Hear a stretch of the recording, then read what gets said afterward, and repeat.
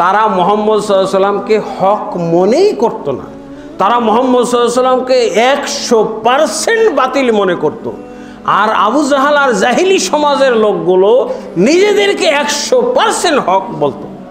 যেমনভাবে আমাদের বর্তমান যুগে বেদাত আর শিরকের আবর্জনায় বসবাস করে, অথচ তারা সাইনবোর্ড লাগাই নিয়েছে আহলে হক, সাইনবোর্ড দিছে হক ও হক্কানিয়তের মুখপাত্র, হকপন্থী। আহলে হাদিস ও হকপন্থীদের মধ্যে বাহাস, আহলে হাদিস ও আহলুস সুন্নাতের মধ্যে বাহাস। এই শিরক বেদাতের আবর্জনায় বসবাসকারী এই হুজুরগুলো বলে কি যে আহলে হাদিস হলো বাতিল ফেরকা। হাসবেন না কাঁদবেন? আবু জাহেলও হাসতো। বলে কি এরা? এদের সম্পর্ক মুহাম্মদের সাথে সরাসরি। আর এদেরকে বলছে এই বেদাতির পাল, এই মুশরিকের পাল, বলতেছে এরাই হলো ফেরকা বাতেলা। সি সি সি, আহলে হাদিসকে ফেরকা বাতেলা বলে কারা? শুধু শিরক চিনে যারা, শুধু বেদাতের তারা 100% বলা যেতে পারে ধারক বাহক, তারাই বলতেছে আহলে হাদিস হল ফেরকা বাতেলা। তো এদের বলাটাকে কি বলবেন? আবু জাহেল যেমন মুহাম্মদ সাল্লাল্লাহু আলাইহি সাল্লামকে ফেরকা বাতেলা বলছিল, এরকমই আবু জাহেলের সুন্নত এটা। বেদাত এবং কবর, মাজার, দরগা, দরবের এবং দেখা যায় যে ফিরকা বন্দির মধ্যে ডুবে আছে, বেরেলভি এবং দেওবন্দি আবর্জনার মধ্যে পড়ে আছে, ফিরকা বন্দির আবর্জনার মধ্যে পড়ে আছে।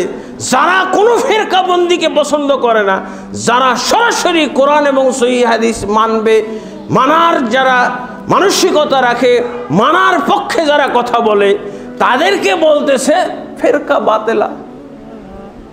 আবু জাহেলের সুন্নত হইল না এটা?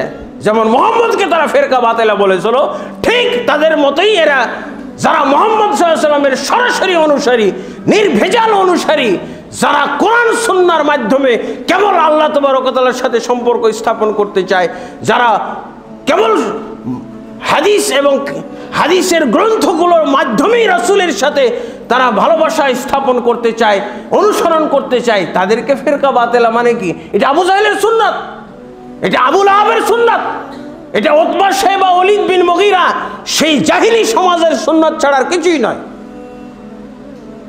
এই জন্য তো আমরা কিন্তু অনেক সময় বলি যে আমাদেরকে যারা আহলুল হাদিস, যারা হক্কানি আলেম, সত্যিকার যারা কোরআন সুন্নাহর আলেম, তাদেরকে এই বেদাতির দল, বেদাতির পাল বলে এরা হলো ইহুদির দালাল, এরা হলো খ্রিস্টানের দালাল, এরা হলো হিন্দুদের দালাল, এরা হলো রিয়ালখোর, এরা হলো ডলারখোর, এরা পেট্রো ডলার খায়। কিন্তু যখন আমরা বলি যে তোমার এই কথা যদি সত্য না হয়, তাহলে তুমি এরকম কথা বলতে পারবে কি না বলো, যে আল্লাহর জন্য গজব আমার উপরে পড়ে, এই কথাটা বলো।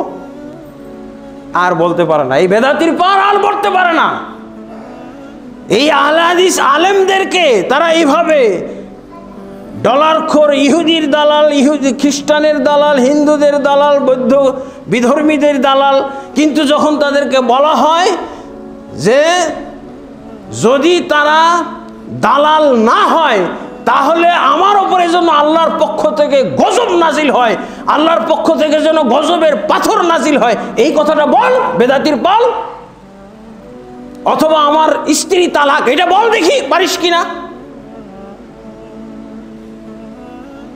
বলবেন এদেরকে, বেদাতিদেরকে বলবেন?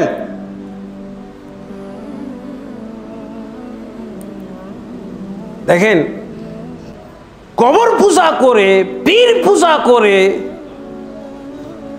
মাযহাব পূজা করে, তরিকা পূজা করে যদি হকের দাবি করে, তাহলে অবশ্যই এই দাবি আবু জাহেলের সাথে মিলেছে, কোনো সন্দেহ নাই। 1% সন্দেহ করার কোনো সুযোগ নাই। অবশ্যই আবু জাহেলের দাওয়াতের সাথে, দাবির সাথে ওর দাবি মিলে গেছে। বাতিল কোথাকার?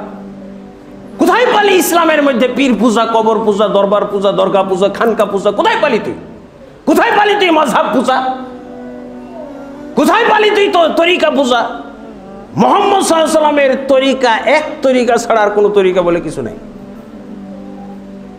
কিসের তুই পালি? বাংলাদেশের সবচেয়ে বড় হুজুর, এক পাল হুজুর সিরিয়াল দিয়েছে, পাগড়ি দিয়ে টেনে ধরে আসে, নকশবন্দিয়া তরিকা, চিশতিয়া তরিকা, কাদেরিয়া তরিকা,